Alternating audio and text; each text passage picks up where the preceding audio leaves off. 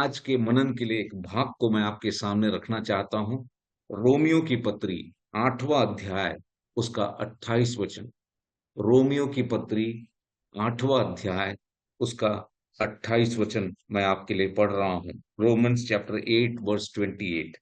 हम जानते हैं कि जो लोग परमेश्वर से प्रेम रखते हैं उनके लिए सब बातें मिलकर भलाई ही को उत्पन्न करती है, अर्थात उन्हीं के लिए जो उसकी इच्छा के अनुसार बुलाए गए हैं।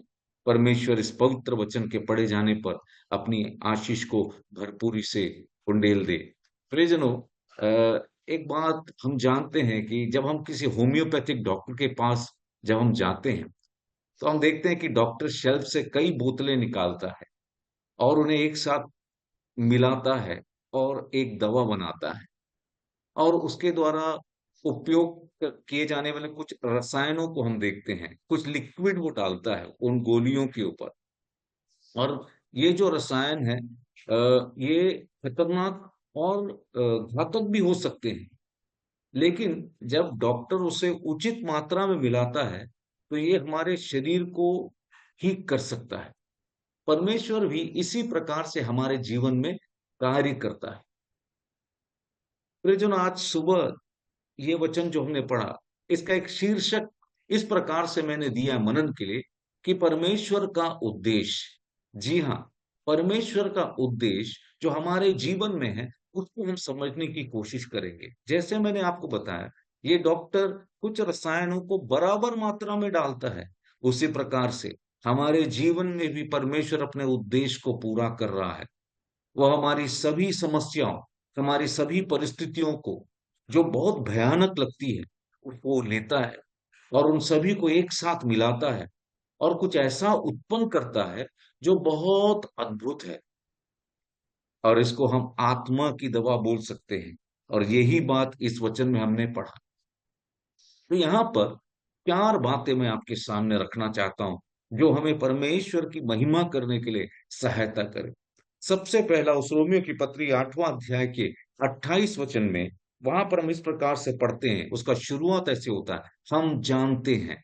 हम जानते हैं, क्या जानते हैं? कि सभी चीजें परमेश्वर के संतान के जीवन में मिलकर अच्छे के लिए काम करेगी। परमेश्वर के संतान के जीवन में सारी बातें मिलकर अच्छे के लिए काम करेगी। आज के दिन शुरुआत करते समय यह हमें कितना सांत्वना देता है। तो वहां पर जो वाक्यांश है, हम जानते हैं, ये किस चीज को बताता है? सबसे पहली बात, ये परमेश्वर के वायदे की निश्चयता को बताता है। परमेश्वर के वायदे की निश्चयता को बताता है। प्रियजनों, किसी प्रभु के दास ने इस प्रकार से एक बार कहा था कि यदि परमेश्वर का कोई वादा विफल हो जाए, यदि परमेश्वर का कोई वायदा विफल हो जाए, तो उसने इस प्रकार से कहा था कि स्वर्ग टाट ओढ़ लेगा और सूर्य चंद्रमा और तारे अपने मार्ग से भटक जाएंगे, आकाश मंडल हिल जाएगा और एक ऐसा भयानक हवा बर्बाद सृष्टि के माध्यम से कराहती रहेगी, रोती रहेगी कि परमेश्वर ने झूठ बोला है या परमेश्वर झूठ बोल सकता है। लेकिन यहाँ पर हम क्या पढ़ते हैं? हम जानते हैं। इसका मतलब हमारा परमेश्वर का वायदा जो वो करता है उसमें एक निश्चयता है। हम निश्चिंत रह सकते हैं, निश्चिंत रह सकते हैं। तो पहली बात, परमेश्वर ने जो कुछ हमें अपने वचन में बोला है उसके बारे में प्रभु के लोग या यीशु मसीह को उद्धार करता हो कि परमेश्वर के पीछे चलने वाले सब लोग निश्चिंत होकर जी सकते हैं। कितना आनंद का बात है। तो सबसे पहली बात यहाँ पर परमेश्वर हमको याद दिला रहा है कि मेरे वादों में एक निश्चितता है। ये डेफिनेटली पूरा होगा, ये डेफिनेटली तुम्हारे जीवन में होगा। इब्रानी की पत्री 6वां अध्याय उसके 18 वचन में जब हम आते हैं, वहां पर हम इस प्रकार से पढ़ते हैं। इब्रानी की पत्री 6वां अध्याय उसका 18 वचन, वहां लिखा है, ताकि दो बेबदल बातों के द्वारा जिनके विषय में परमेश्वर का झूठा ठहरना अनहोना है, हमारा दृढ़ता से ढाढ़स बंध जाए, जो शरण लेने को इसलिए दौड़े हैं कि उस आशा को जो सामने रखी हुई है प्राप्त करे, प्राप्त करे। इब्रानियों को, विश्वासियों को लिखते हुए परमेश्वर का दास कहता है कि परमेश्वर के बातों को अगर हम देखें, उनको झूठा ठहराना अनहोना है। और इस कारण से हमारा दृढ़ता से ढाढ़स बंधे रहना है, और हम उसके पास शरण के लिए दौड़ सकते हैं। और जो जो उसने आशा हमारे लिखा है, उसको कोई भी विश्वासी प्राप्त करता है। ऐसे ही एक सच्चाई तीतुस भी हमको उसका पहला अध्याय उसके दूसरे वचन में याद दिलाता है। तीतुस उसका पहला अध्याय दूसरा वचन में उस अनंत जीवन की आशा, जिसकी प्रतिज्ञा परमेश्वर ने, जो झूठ नहीं बोल सकता, सनातन से की है। आप देख रहे हैं दोनों वचन में क्या बोला है, ना तो परमेश्वर को हम झूठा ठहरा सकते हैं, और दूसरा क्या, दूसरा तीतुस हमें क्या दिलाता है? कोई जो झूठ नहीं बोल सकता। हम ऐसे एक परमेश्वर के सामने हम अपने जीवन को बिता रहे हैं। इसका मतलब है परमेश्वर की वादे की निश्चयता। आज सुबह के वक्त, आज हम अपने जीवन और दिनचर्या को शुरू कर रहे हैं।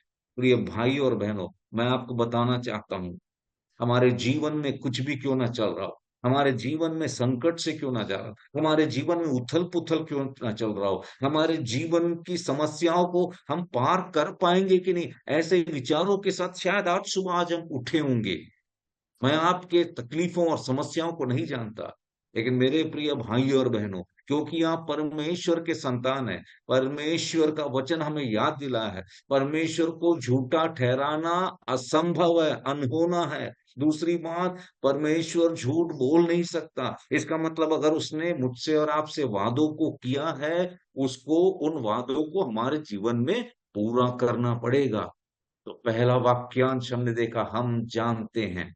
दूसरा एक और सत्य वहां पर आज सुबह उसकी महिमा करने के लिए, उसकी आराधना करने के लिए हमें प्रेरित करता है।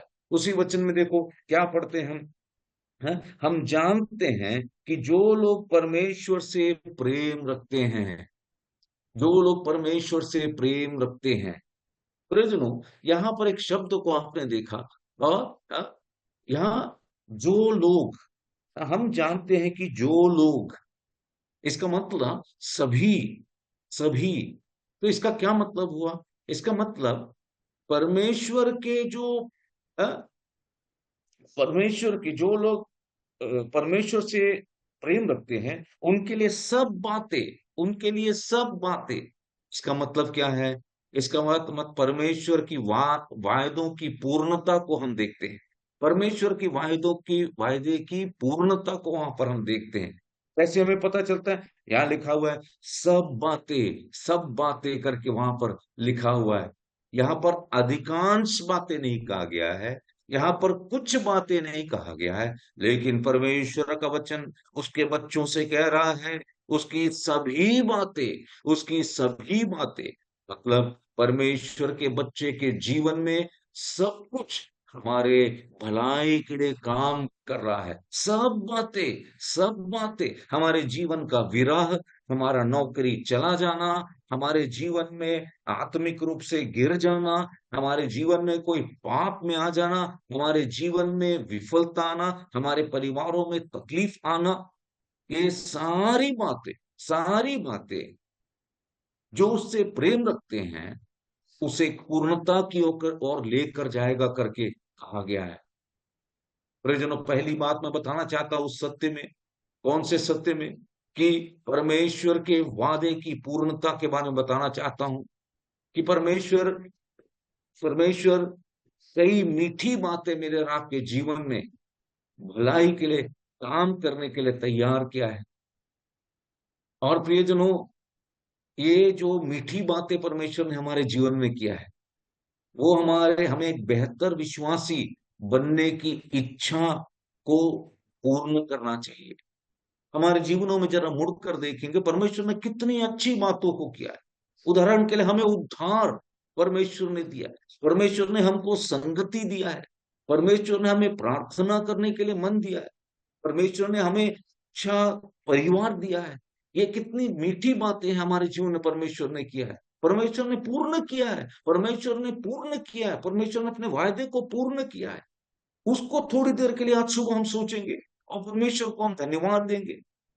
एक घटना मेरे याद में आ रहा है, निर्गमन की पुस्तक में जब आते हैं उसका 33वां अध्याय उसके 18 वचन में मूसा ने परमेश्वर से एक प्रार्थना की। क्या प्रार्थना की? हे परमेश्वर, तू मुझे अपना तेज दिखा दे। मूसा ने परमेश्वर से कहा, परमेश्वर तू मुझे अपना तेज दिखा दे, परमेश्वर मैं तेरी महिमा को देखना चाहता हूं। बहुत अच्छी बात है। हम में से कितने लोग रोज सुबह उठकर परमेश्वर से बोलते हैं, परमेश्वर आज मैं तेरी महिमा का दर्शन पाना चाहता हूं। कितने लोग बोलते हैं। लेकिन मूसा ने एक ऐसी प्रार्थना की। क्या बोला? पिता परमेश्वर, मैं तेरी महिमा को देखना चाहता हूं। मतलब परमेश्वर को देखने के लिए एक चाहत उसके अंदर थी। क्या चाहता था? वो वास्तव में जानना चाहता था कि परमेश्वर कौन है। और अब क्या देखते हैं, परमेश्वर ने उसको क्या दिखाया। उसका 33वां अध्याय उसका 19 और 20 वचन में हम उसको देखते हैं। वहां पर परमेश्वर की प्रतिक्रिया को देखते हैं। क्या वहां पढ़ते हैं? वहां उसका 19 निर्गमन 33 उसका 19 और 20 में हम इस प्रकार से पढ़ते हैं। परमेश्वर ने मूसा से कहा, मैं तेरे सम्मुख होकर चलते हुए तुझे अपनी सारी भलाई दिखाऊंगा। ध्यान दीजिए, तुझे अपनी सारी भलाई दिखाऊंगा और तेरे सम्मुख यहोवा नाम का प्रचार करूंगा, अपना नाम का प्रचार करूंगा। और जिस पर मैं अनुग्रह करना चाहूं उसी पर अनुग्रह करूंगा, और जिस पर दया करना चाहूं उसी पर दया करूंगा। फिर उसने कहा, तू मेरे मुख का दर्शन नहीं कर सकता, क्योंकि मनुष्य मेरे मुख का दर्शन करके जीवित नहीं रह सकता। परमेश्वर ने मूसा की इच्छा को मान्य किया। प्रियजनों, अगर रोज सुबह उठकर हमारी इच्छा होगी, परमेश्वर मैं तेरा दर्शन करना चाहता हूं, तो यहाँ परमेश्वर का प्रतिक्रिया क्या होगा मालूम? मैं तुझे अपनी सारी भलाई दिखाऊंगा। प्रियजनों, कई बार हमारे जीवनों में ये इच्छा नहीं होती। हम उठते हैं काम करने भागते हैं, हम उठते हैं चाय बनाने भागते हैं, हम उठते हैं अपना आज क्या होगा कल क्या होगा इसके बारे में सोचते हैं।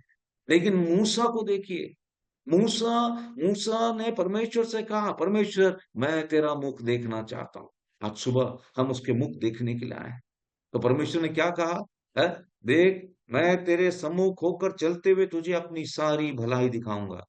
कुछ भलाई दिखाऊंगा ऐसा नहीं बोला, हो सके तो भलाई दिखाऊंगा ऐसा नहीं बोला। वो कहता कि मैं तेरी सारी भलाई दिखाऊंगा। और इतना ही नहीं, मेरा नाम का प्रचार। कौन सा नाम का? यहोवा। यहोवा नाम का मतलब क्या है? वादा करने वाला और वादा को पूरा करने वाला परमेश्वर। वादा को पूरा करने वाला परमेश्वर।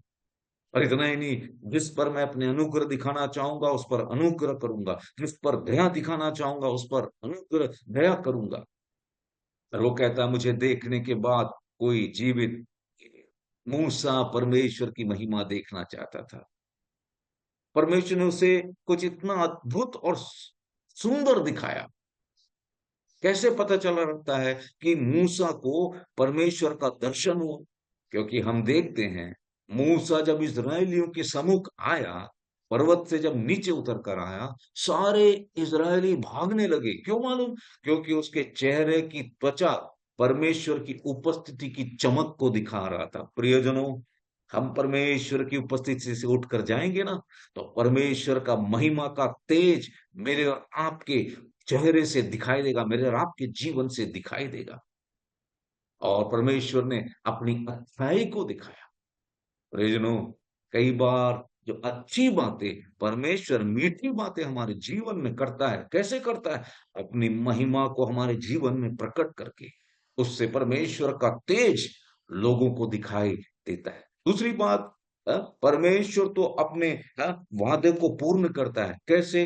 दुखद बातें हमारे जीवन में, दुख की बातें हमारे जीवन में भेजकर भलाई का काम करता है। अगर आप यिर्मयाह नबी की पुस्तक पढ़ेंगे 24 अध्याय उसका 5वां वचन में, यिर्मयाह नबी की पुस्तक 24 अध्याय उसका 5वां वचन में, वहां पर यहूदा, परमेश्वर की प्रजा यहूदा के जीवन में आए हुए संकट के बारे में कहा गया है। इसराइल का परमेश्वर यहोवा यो कहता है, जैसे अच्छे अंजीरों को वैसे ही मैं यहूदी बंदियों को, जिन्हें मैंने इस स्थान से कसदियों के देश में भेज दिया है, देखकर प्रसन्न होऊंगा। प्रभु यहोवा कहता है कि ये मेरी प्रजा यहूदा के गोत्र जो है कसदियों के यहाँ गुलाम में है। लेकिन वो अच्छे अंजीरों के समान है, वहां पर भी उनको देखकर मैं प्रसन्न रहूंगा। इसका मतलब यहाँ से परमेश्वर बता रहा है कुछ कड़वे अनुभवों को हमारे जीवन में भेजेगा, दुख के अनुभवों को भेजेगा, लेकिन क्योंकि वो हमारा परमेश्वर है, उस स्थान पे भी वो हमें अच्छे अंजीरों को जब समान देखेगा, और हमको वहां पर भी देखकर वो प्रसन्न होगा और अपनी प्रसन्नता वहां हमारे जीवन में देगा। दाऊद के जीवन की एक घटना याद आ रही है, भजन संहिता 119 उसका 71 में। हाँ, वहां पर भजन लिखने वाला क्या कहता है? भजन संहिता 119 उसका 71, ऐसा लिखा है, मुझे जो दुख हुआ वह मेरे लिए भला ही हुआ, जिससे मैं तेरी विधियों को सीख सकूं। दाऊद कहता है मुझे जो दुख हुआ वह मेरे लिए भला ही हुआ। प्रियजनों, हमारे जीवन में जो दुख आता है, हम हम अगर परमेश्वर के संतान हैं, हमारे भी मुख से यही निकलेगा, हे परमेश्वर, मेरा जो दुख हुआ वह भला के लिए हुआ, जिससे मैं तेरी विधियों को सीख सकूं। यूसुफ के जीवन को हम जानते हैं। उत्पत्ति की पुस्तक उसके 50वें अध्याय, उत्पत्ति का पुस्तक उसका 50वें अध्याय उसके 20वें वचन में वो ऐसा कहता है, जब उसके भाइयों ने उसको बेच दिया और वो गुलामी में चला गया और उसके जीवन में संकट आए, वो फरो राजा के महल में वहां का प्रधानमंत्री के रूप में खड़ा था, उसके भाई लोग उसके पास आए। उसके शब्द क्या थे? यद्यपि तुम लोगों ने मेरे लिए बुराई का विचार किया था, परंतु परमेश्वर ने उसी बात में भलाई का विचार किया, जिससे वो ऐसा करे जैसे आज के दिन प्रकट हुआ है, कि बहुत से लोगों के प्राण बच जाएं। उसका मतलब क्या है? हमारे दुखों के बीच में, हमारे कष्टों के बीच में भी परमेश्वर के भलाई को हमने देखना चाहिए, तब हम परमेश्वर की आराधना और उपासना कर पाएंगे। कितने सुंदर विचारों को परमेश्वर ने हमारे सामने लिखा है। इतना ही नहीं, ना केवल मीठी बातें हमारे जीवन में भलाई को उत्पन्न करती है, ना केवल दुख की बातें हमारे जीवन में भलाई को उत्पन्न करती है जो परमेश्वर के संतान है। इतना ही नहीं, शैतान की बातें भी हमारे लिए भलाई के लिए काम करती है। कैसे पता चलता है? हम जानते हैं, पहला कुरिन्थियों 12वां अध्याय उसके 7 से लेकर 10 वचन को जब पढ़ते हैं, वहां पर पौलुस के जीवन में एक कष्ट आया।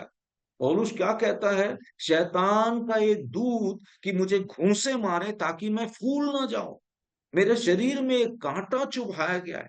परमेश्वर ने अनुमति दिया, किसको? शैतान को, उस पौलुस के जीवन में।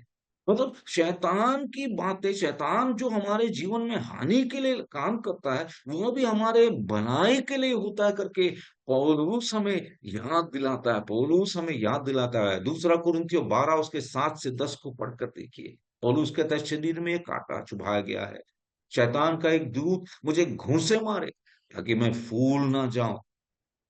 मैंने प्रभु से 3 बार प्रार्थना किया, पौलुस कहता है, लेकिन प्रभु ने क्या कहा? मेरा अनुग्रह तेरे लिए बहुत है, क्योंकि मेरी सामर्थ निर्बलता में सिद्ध होती है। इसलिए वो कहता है, मैं बड़े आनंद से अपनी निर्बलताओं में घमंड करता हूँ। प्रयोजनों, शैतान की ओर से कष्ट आएगा, लेकिन वो भी हमारे भलाई के लिए, हमारे भलाई के लिए। क्यों? परमेश्वर का अनुग्रह को हम बहुतायत से अपने जीवन में अनुभव कर पाएंगे। रोमियो की पत्री उसके 8वें अध्याय के 28 वचन में तीसरा एक और सत्य को देख, क्या है? वहां पर परमेश्वर का एक वादा भी हमसे किया गया है। वहां पे वादे की शर्त को हम देखते हैं, क्या देते हैं? हम जानते हैं कि जो लोग परमेश्वर से प्रेम रखते हैं, परमेश्वर से प्रेम रखते हैं, यह वादा हर किसी के लिए नहीं है। तो उसका वादे का एक शर्त है, ये वादा हर किसी के लिए नहीं है, केवल वे जो परमेश्वर से प्रेम करते हैं उनके। आप कैसे कह सकते हैं कि आप सचमुच परमेश्वर से प्रेम करते हैं? यूहन्ना 14 उसका 15 में लिखा हुआ है, यदि तुम मुझसे प्रेम रखते हो तो मेरी आज्ञाओं को मानोगे। यदि तुम मुझसे प्रेम रखते हो तो मेरी आज्ञाओं को मानोगे। यूहन्ना 14 उसका 21 में हम क्या पढ़ते हैं? वहां लिखा है, जिसके पास मेरी आज्ञा है और वो उन्हें मानता है, वही मुझसे प्रेम रखता है। प्रियजनों, परमेश्वर के वादे की शर्त को हम देखते हैं। जो लोग परमेश्वर से प्रेम रखते हैं, कैसे पता चलता है हम उससे प्रेम रखते हैं? हमको उसकी वादाओं को पूरा करने के लिए एक आवेश रहेगा, एक इच्छा रहेगा। इतना ही नहीं, परमेश्वर के वादे को पूर्ण करने वाले और के जीवन में एक परिणाम भी होता है। क्या परिणाम होता है? है? हम जानते हैं कि जो लोग परमेश्वर से प्रेम करते हैं, उनके लिए सब बातें मिलकर भलाई को उत्पन्न करती है, अर्थात उन्हीं के लिए जो इसकी अच्छी इच्छा के अनुसार बुलाए गए हैं। प्रियजनों, ये वचन ये वचन जो है, यहाँ पर हम पढ़ते हैं, इसको हमें हल्के से नहीं लेना है। हमें इसे हल्के से नहीं लेना है। परमेश्वर के वादे का परिणाम आता है। कहाँ पर हमें मिलता है? हम उसको पढ़कर मैं समाप्त करना चाहूंगा। उसका 29 और 30 वचन में उसके वादे के परिणाम को हम देखते हैं। क्या लिखा है? वहां लिखा हुआ है, क्योंकि जिन्हें उसने पहले से जान लिया है, उन्हें पहले से ठहराया भी है कि उसके पुत्र के स्वरूप में हो, ताकि वह बहुत भाइयों में पहलूटा ठहरे। फिर जिन्हें उसने पहले से ठहराया है, उन्हें बुलाया भी, और जिन्हें बुलाया है उन्हें धर्मी भी ठहराया, और जिन्हें धर्मी ठहराया उन्हें महिमा भी दी है। प्रियजनों, मैं इस प्रकार कहकर समाप्त करना चाहता हूं, परमेश्वर का उद्देश्य हमारे जीवन में क्या है? परमेश्वर के वादे की निश्चयता को हम देखते हैं। परमेश्वर के वादे की पूर्णता को हम देखते हैं। इतना ही नहीं, परमेश्वर का जो वादे है उसके शर्तों को हमने देखा। इतना ही नहीं, हम देखते हैं परमेश्वर की जो वादे हैं, परमेश्वर के वादा का एक परिणाम भी है। क्या है परिणाम? क्या है परिणाम? कि हम उसके पुत्र के स्वरूप में बदल जाए, कि हम उसके पुत्र के स्वरूप में बदल जाए। प्रियजनों, आज हम उसकी आराधना कर रहे हैं। ये बातें हमें उसकी महिमा के लिए, उसके पुत्र में स्वरूप में बदलने के लिए परमेश्वर इन सारी बातों को हमारे जीवन में कर रहा है। कितना महान हमारा परमेश्वर है! उसको महिमा, उसकी स्तुति युगान युग होती रहे। परमेश्वर के नाम की स्तुति हो।